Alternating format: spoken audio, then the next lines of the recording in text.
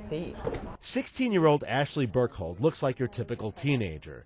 She's prepping for a prom, feverishly trying on shoes, hoping to find the perfect pair to match her dress.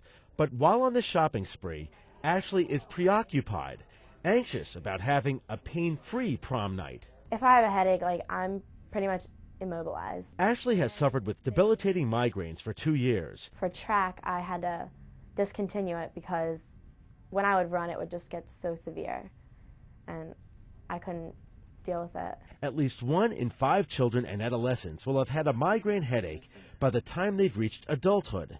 Research suggests that the longer migraines go unrecognized, the harder they are to treat. And we know that the longer that you have this disease, probably the more burden it applies to the brain. In other words, chronic migraines in adults, we know now there's some evidence coming out of some studies over the last couple of years that there are some sort of more permanent damage that can occur. Pediatric neurologist Dr. Robert Fryer urges early recognition. He says diagnosis is key and can dramatically affect the course of pain as a child grows older. Kids that have migraines go on to being adults with migraines. Migraine headaches are thought to be caused in part by changes in the level of a brain chemical called serotonin. When serotonin levels are high, blood vessels constrict.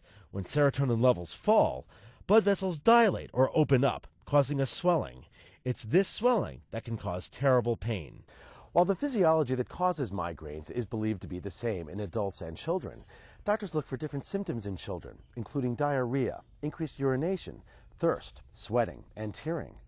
There are 2 basic types of treatments we use to treat childhood migraines. There's abortive therapy, which is a kind of medicine that you take when you get a headache to make the headache go away. And the second type of medicine we use is a prophylactic agent. That's an agent that you would take every day, regardless of whether you have a headache or not, but it's meant to decrease the frequency of your headaches. With the help of medication and staying away from triggers like caffeine and chocolate, Ashley tries her best to overcome her migraines. She's hoping the pain will give her a reprieve from prom night. I'm praying I don't get a migraine tonight. I'm Dr. Mike Rosen.